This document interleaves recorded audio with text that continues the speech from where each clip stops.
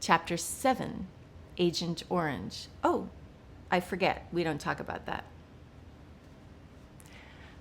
For years, it was really difficult for Gary to breathe. He'd spent years in and out of the VA hospital.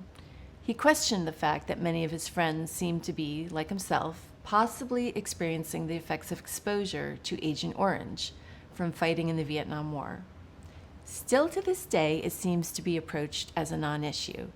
But that makes no sense to us, since many of those veterans seem to be in need of lung transplants.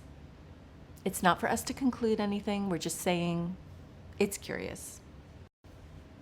So we're not totally clear on the referral process from a VA hospital to a transplant center like the UCLA Medical Center.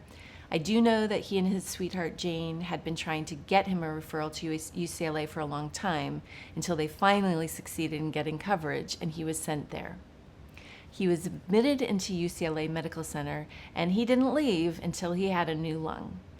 For Gary, the longest and most frustrating part of the journey was getting himself to a proper transplant center. He was one of the lucky ones in that once he got transferred to UCLA, he then waited less than 2 months to receive his new lung. It went so quickly.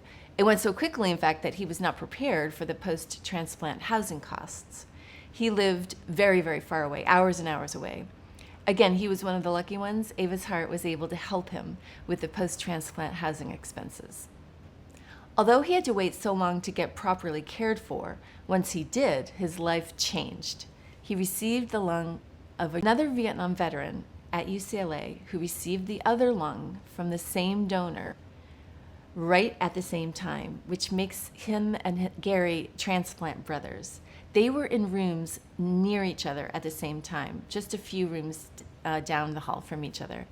It turned out that Gary and his transplant brother served in the same platoon in Vietnam. The 27-year-old donor was also a veteran, not of the same war, but also a veteran. So, thank your donor and their family every day. A side segue, we did know another Vietnam vet who sadly died waiting for a double lung transplant. By the time he was referred to Cedars-Sinai and got listed there, there was not enough time left. He served our country and died waiting for lungs.